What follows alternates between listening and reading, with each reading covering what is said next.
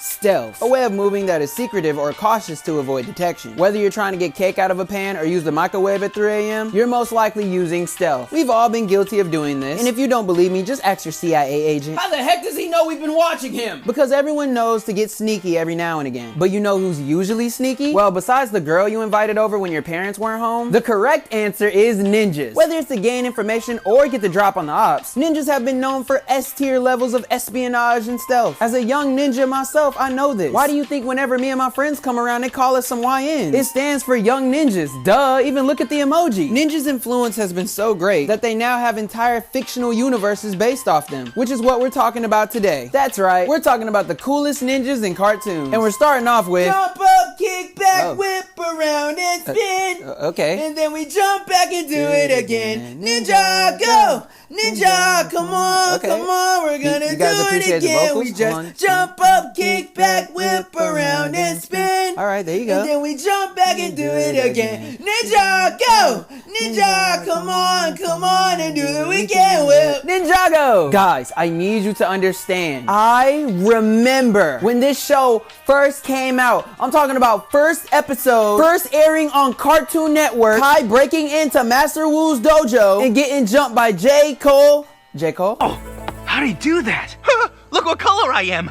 Wait a minute, I'm still black.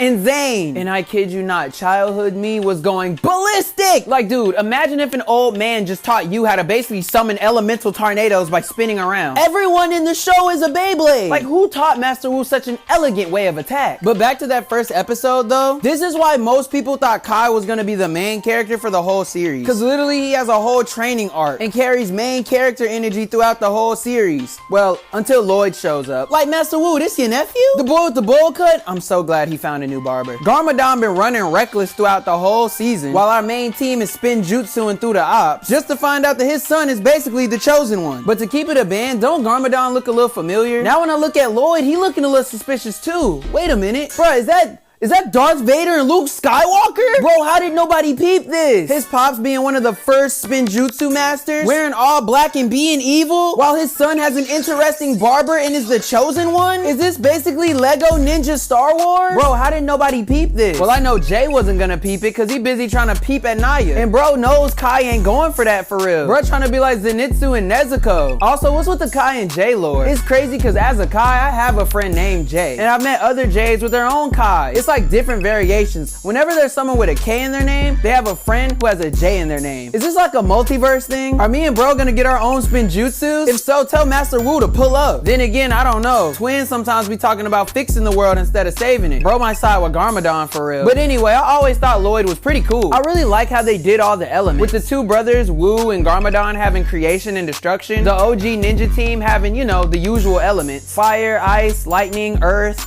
Wait, where Wind at though? Nah, I think I know exactly where Wind is at. I think Aang ran off on him with that one. Y'all don't see how he be making tornadoes and stuff out of wind? Hold on, wait. Is that Sonic the Hedgehog? Dang, he did it too. Everybody know Wind spin jutsu. And then you have Lloyd, who has pure energy. When he first came into the series, I was confused. Well, confused on how to feel at least. Cause like I said, they've been selling Kai the whole time. And low-key, they still sell him as main character. But over time, I did really get to appreciate Lloyd's character. And I like him just as much as I like any other member on the team. Also, do y'all remember when we found out Zane was an android? That episode low-key threw me. I was just like, wow, this whole time and nobody said anything. Still glad to have you part of the team though, buddy. Hop back on the airship. Not gonna lie, shout out to Destiny's Bounty. Cause bro, they was going on some adventures. All up in the mountains and in different towns. Even up in some jungles, bro. I really did love the adventuring in this show. It almost felt like I was watching a series of ninja pirates. Shout out to One Piece. Telling you, bro, these ninjas really will pull up on you. But I know another set of ninjas that will really take it to the street. And maybe even in the sewers if you really want it. Next up, we're talking about the Teenage Mutant Ninja Turtles. Now, I don't know what series y'all watch, but my personal favorite was the 2011 series. I did enjoy Rise too. But look, I'm not hating on the older series. Just check me out. I've watched them. It's just, I can't say I grew up watching them. At least not episode for episode. Cause look, those series either came out before I was born or I was probably spitting up formula. When the 2012 series came out, I was still in elementary school. So I was really watching it episode for episode. And boy, was that series tough. Like, man, you take whatever trope they usually do, and they They either did it or gave the same vibes of it. Leo struggling to be a leader but then coming out on top in the end. Donatello being a lovesick simp for April while also being a super genius. Raphael having anger issues. And Michelangelo being, well, Michelangelo. Our nunchucking Last Ronin, Booyaka Shine, or Cowabunga depending on the series. Comic relief goat. Well, turtle in this instance. And we can't forget the only rat that gets a pass, Master Splinter. Hey bro, you said what rat gets a pass? Master Splinter. Nah bro, don't no rats get a pass over here. I mean, alright, that's cool. Just take that up with him. I bet. Honestly, it's pretty crazy how Master Splinter was still giving Shredder the work when literally all he had was them hands and a bathrobe. Like bro, you got all that armor and them metal claws, but still getting pieced up like a 20 piece from McDonald's. And if you want to add fries, just call the Foot Clan. I'm not gonna lie, there is no fate worse than being the Foot Clan on a bad day with the turtles. Cause I'm pretty sure when they found out that they were robots, it was already too late. Something tells me the humans were getting a similar fate. And then when the Krang showed up, yeah bro, I'm not touching that. Y'all just took a brain and threw it in a robot. You expect me to fight this? I thought we were ninjas. Boy, what does this have to do with ninja-ing at all? I get it, Ninja Turtles being trained by a rat is already pretty out there, but once we start inserting things that look like they belong in a Predator versus Alien movie, that's when it goes from a nice ninja story to a sci-fi. And we already have Ninja Star Wars. Also, shout out to Casey and April, because to be regular humans, honestly, they hold it down pretty nice. I mean, yeah, they might have freaked out on the introduction, but who wouldn't? I can't blame them. But after a while, you know, they just got used to it. Who knows? Must be something in the pizza. But yeah, gotta give props to them. Shout out to Leo, the fearless leader, Raphael, the strong brother with anger issues, Donatello, our main man on intelligence, and Mikey, who just fights off pure vibes and pizza. TMNT is also one of my bros' favorite series, and I used to troll him all the time and say Batman can beat the Ninja Turtles, and then it actually happened. So little bro, this is for you. Teenage Mutant Ninja Turtles, Teenage Mutant Ninja Turtles. Yep, the shame just never settles in. Ninja Turtles, Turtles in a half shell, turtle power. I just don't get tired of doing that. Here we go. Hey, no, we're not doing the whole song. No, cut that out. Stop. Stop it. Get rocked with the shell shot. Stop it. Kings. I also wanted to talk about Rise for a little bit, because in my opinion, it really is a good series. And the animation on it is phenomenal. Just look at the last fight between the Turtles and Krang. I've never seen them piece up someone this crazy in my life. Teleporting all over the place, jet boosting weapons, a Susano? Hold up, wait. Did Mikey just chuck a building at him? Like, do my eyes deceive me? Or is this a turtle fighting like a Super Saiyan? TMNT, goated turtles, man. I still need to check out the new movie though, so let me know how y'all felt about it down below. The trailers of it looked cool and I like the direction they're going. I just gotta find the time to sit down and watch it, maybe, if my attention span allows it. And before we get to the last cartoon, I wanted to do a couple honorable mentions. First one, we got Randy Cunningham, 9th Grade Ninja. Now, I don't remember too much about this show, except that it ran right after Kick Buttowski. And I do remember that it mostly being about Randy balancing his life between being a ninja and a high school student. Well, I'm sure anyone could guess that just looking at the title of the series. But I can kind of remember it for its random and slapstick-like humor, even from the serious premises in the show. Like the book that turns him into a ninja is literally called the Ninjanomicon. Now, many of you might hear that name and it might cause you to chuckle a little bit, but me, low-key, definitely would have been reading into that book. Like, I still remember watching the show when I was in elementary school and literally being like, bro, I cannot wait to go to 9th grade to become a ninja. Cause like, bro, who wouldn't? You think if I had the option to become a ninja in high school, I wouldn't take that? Yeah, bro, you must be goofier than the principal and the sorcerer in that series if you think otherwise. Also, shout out to that teacher in that one scene. I don't remember much of what she did in the series, but I do remember that one meme. And yeah, y'all are really freaked out on the internet. But next up on honorable mentions, we got Power Rangers Ninja Steel, because we couldn't do Samurai. Yeah, maybe I should do a video on the best samurai cartoons. Anyway, yeah, Ninja Steel was pretty cool too. I remember a few things like the Red Ranger's dad being a ninja, right? And how the Gold Ranger was like a country singer. Yeah.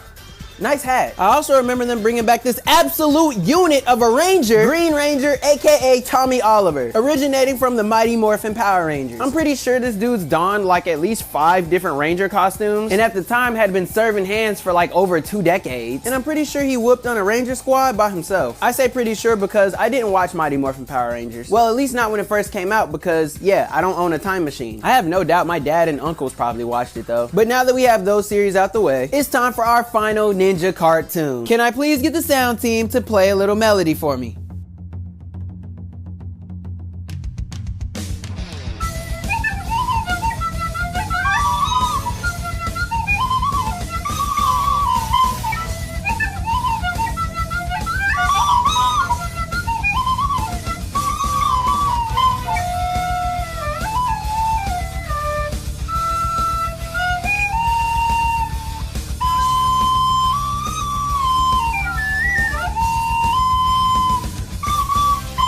Naruto. Okay, this should not surprise you guys. I mean, come on, this is probably the most popular ninja cartoon of all time. And just in case someone is like, this is an anime, I just want to say that anime literally just means animation, and all cartoons are animated. So yeah, moving on. Naruto definitely made ninjas look 10 times cooler than what they already were. Like, dude, what do you mean I get to be a ninja? And now I can wear whatever color I want, be as loud as I want to be, summon practically giant mechs made of chakra, do magic via ninjutsu, no martial arts, and not even have to be stealthy anymore. Like, look, I love Naruto, but I'm gonna be honest. Ninja is definitely just a title. In some parts, they do actually use stealth, but for the most part, ninjas are more like soldiers or bodyguards. But let's be honest here. If you can summon lightning in your palm and instantly pierce through someone's chest, then let me ask you, what the heck do you need stealth for? Look, this kid is summoning, what, 1,000 clones? Where the heck is he gonna hide them at? Get jumped and get smacked with this Rasengan. These guys have the power to eviscerate mountains and burn down entire forests just with their breath. There is no need to hide. The fade is right here. Obito and Kakashi might slip and slide out of dimensions, which I'll be honest, if they're not turning invisible, this is probably the most stealthy jutsu. But for the most part, they're still running that fade in the open. And I don't mean to sound like a broken record, but I will say, part 1 did lean more heavily into the whole ninja thing. There was more focus on the fundamentals of a jutsu, a bit more grounded hand-to-hand combat, and less characters with the capabilities to nuke a village. I mean, literally look at the missions. Naruto went from chasing off an ostrich to fighting basically the god of ninjutsu. So you can't really blame him for changing it up a bit. Even though some may say they lost the premise, I gotta say, I freaking love it. It's something about Naruto characters taking it to the next, fighting with who knows how much amount of power, slashing through mountains, cutting through moons, and getting slammed so hard you literally turn into a screw. That just gets me so freaking hyped. But it's not just that. Power scalers, move aside, because we're about to talk about the story. Like, bro, the story in Naruto is so goated. Like, bro, imagine being a kid with some powerful fox in you so everybody hates you. Mind you, you didn't even ask for this. You're also an orphan because your parents are dead. Then you finally pass an exam to be a ninja, meet an emo kid who needs therapy, a girl who clearly has anger issues, and your teacher is a white-haired man who definitely has a Wattpad account. Then your emo best friend abandons you, while the girl that you like constantly glazes him, but not as much as you do. You meet an old man who clearly is a Wattpad writer, fight for your life on multiple occasions, give some pep talks, almost get killed by your emo best friend, and then you leave with the old man, just to come back 2 years later and do it all over again. Yeah, but it's not over yet, because before you and your emo best friend fight to the death, the old man you left with gets slimed out. So you have to get it back in blood. Nope, sorry, no time to go in cardiac arrest, because you gotta fight in a war, where everything starts to make sense, kinda. You also meet your parents for the first time, and then you fight a ninja deity. Nope, not that ninja deity,